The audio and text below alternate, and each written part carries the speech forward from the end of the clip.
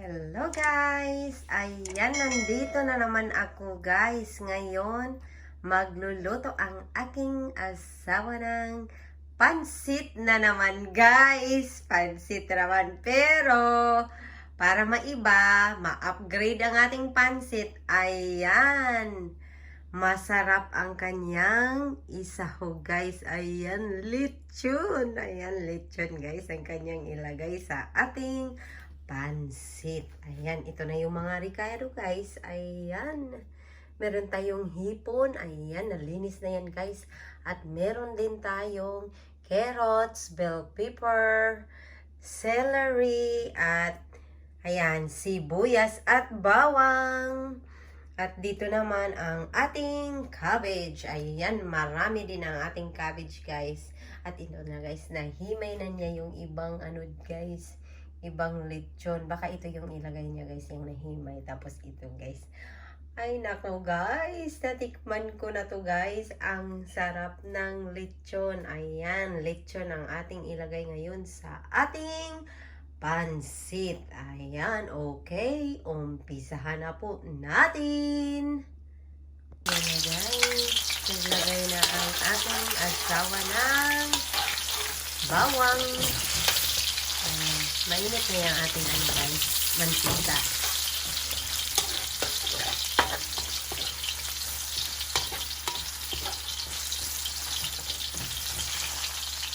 Magaling siya magluto ng pansit guys, kaya siya tagaluto ng pansit. Ako, marunong din ako pero marunong din ako magluto ng pansit guys, pero mas masarap kasi yung pansit ng asawa ko. Kaya, mas gusto ko siya ang nagluluto.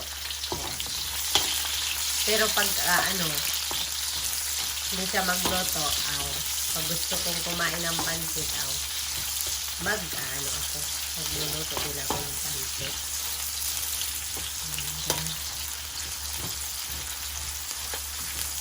Sabi ng asawa ko guys, habang nag-video ako, tikim ako ng tikim sa lechon guys. Kasi masarap lalo na yung balat. Ayan guys, ang sarap ng lechon. Siya lang din ang nagluto ng lechon guys. In-oven lang niya yung lechon. Kaya, galing talaga, diba? Nagluto siya ng lechon, tapos ngayon, luto naman siya ng pansit. Yan, pambaon niya sa work din guys. Kasi nag-work siya mamaya. Ayan. Tapos marami tayong lechon guys. Kaya yung iba, i-ano siya yung gawing lechon paksiw na yung Bisaya style na lechon paksiw. Kasi yun ang gusto ko yung sa, yung lechon sa amin. Na parang lang siyang adobo yung style, pero tinatawag sa amin ng lechon paksiw. Sa kanila kasi guys, sa Ilocano, yung asawa ko kasi Ilocano, siya, iba yung pagkaluto ng lechon paksiw nila, magkakaiba kaysa amin. Ayan. Tapos yung iba gawin din yung sinigang, pero hindi na natin dito ipapakita. Itong lang ang ating ipakita ngayon guys, ang pagluto ng ating pansit na ang sahog ay lechon. Ayan, naluto lahat sa ating asawa. At ayan guys, nilagay na rin niya ang ating cabbage. Ayan, nakikita pa yung guys, nakikita pa doon sa kabila yung niluto ko kaninang umaga, yung tuna with egg. Nakikita pa, hindi pa naubos yung mga bata pa lang yung kumain. Ayan na, ang ganda na tingnan ng mga gulay. Ayan, sunod-sunod na ilagay ng ating asawa guys. Talagang magaling ito magluto ang ating asawa guys. Ako, lang guys, slice. Marunong din tayo magluto, guys. Pero, siyempre, meron tayong asawa na tagaluto. Kaya, ayan. Ayan, nilagay na niya yung ano, guys. Soy.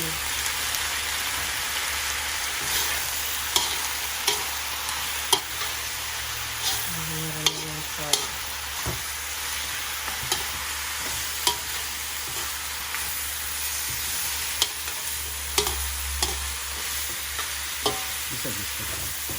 Gusto lang. Naku, dapat pala nakatungtong ako ng maliit na bangkito kay ang liit-liit ko eh. Para mas itong ko, yung video. Hirap talaga pag maliit. Ayan guys. Nag-a-add na siya ng iba pang mga ingredients sa ating pancit. Ayan, nagugutom na ako guys. Nagugutom na talaga ako. Kasi nga, patikim-tikim pa lang yung ko guys eh. Hindi pa talaga ako kumain. Tinitikman ko pa lang yung niluto niya na lechon. Kasi kakaluto lang din niya ng lechon guys. Bagong luto pa lang talaga yung lechon natin guys. Kaya, talagang mapapadami ang ating kain mamaya. Mapapadami talaga guys. Ayan, nag-add na naman yung asawa ko guys ng paminta. Ayan. Paminta na dyan. Medyo na guys. Medyo marami kunti yung niya. Paminta. Pasensya na guys. Nabubulol naman yung niyo yung host niyo. Nabubulol tayo dito guys. Ayan. Ayan. Halo pa more. Dami na ating gulay gulay pa lang. Ulam na. Ayan. Ay tapos na daw guys. Ayan. Pinatay na niya yung apoy guys. Ayan. Yan yung sinasabing gulay pa lang, ulam na. At ayan, ilipat na niya doon sa lagayan guys para umpisahan na ang ating water. At ayan na nga guys, kumulo na ang ating water. At ayan, natimplahan na pala guys, nalagay na yung soy sauce, tsaka may nilagay din siya na patis, at meron ding oyster sauce. Yan. Naglagay din siya ng din.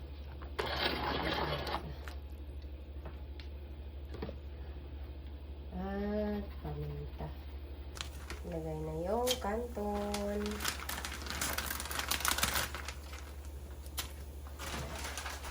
Kalahati lang sa guys. Kalahati lang sa isang pack. Yung nilagay niya na kanton. Tapos mamaya yung ating bihon. Iba naman yung pansit natin ngayon guys. Kasi nung nakaraan, purong bihon lang ate. Nung nakaraan. Ngayon naman, meron siyang kanton. Ayan. Ilagay na rin niya ang ating bihon. Ayan na guys. Marami na naman itong naluto. Maluto niya guys. Ayan. Marami na naman.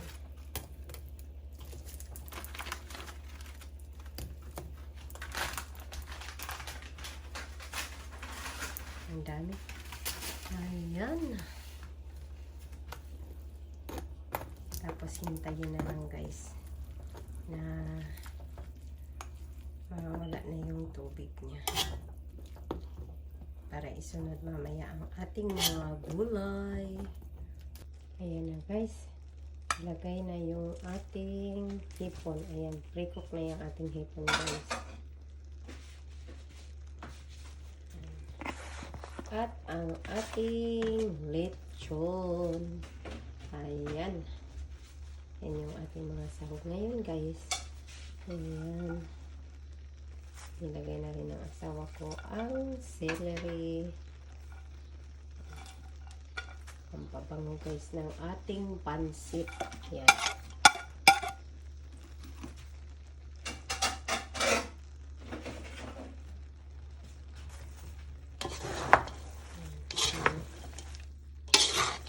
tinghali. Bango. Ang bango-bango.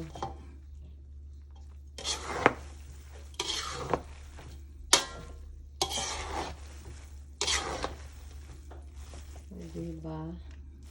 May pansit tayo ngayon na ang sahog ay lechon. Ayan, kaya may ano tayo ngayon. Yung lunch natin ngayon ay pansit at lechon. Hindi na magalaw yung tira na naman na ano. Na niluto ko kanina guys na yung ano, tuna na may egg. Hindi na yan magalaw na naman. Kasi meron na namang bagong pagkain. Yan. Pero hindi pa ako kumain guys. Hindi pa ako nag-breakfast kasi nga nag-inom lang ako ng tea. Tapos, ayan, lunch natin. Parang ano na siya. Breakfast to lunch. Ito na yung kainin natin guys. Ayan, ang ganda na ng ating pansit guys. Ayan.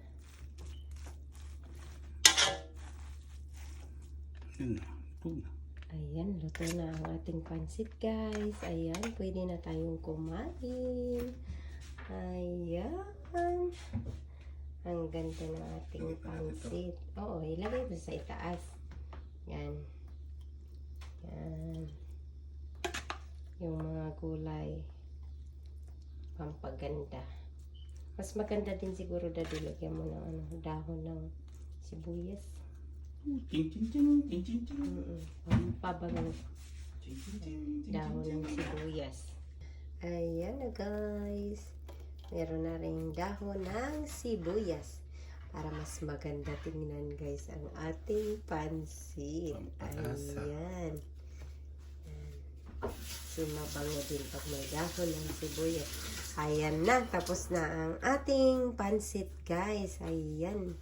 Yummy, yummy. At ito naman ang ating lechon. Ayan, pwede na tayong mananghalian, guys. Ayan, kain na po tayo, guys. Thank you for watching. Bye-bye.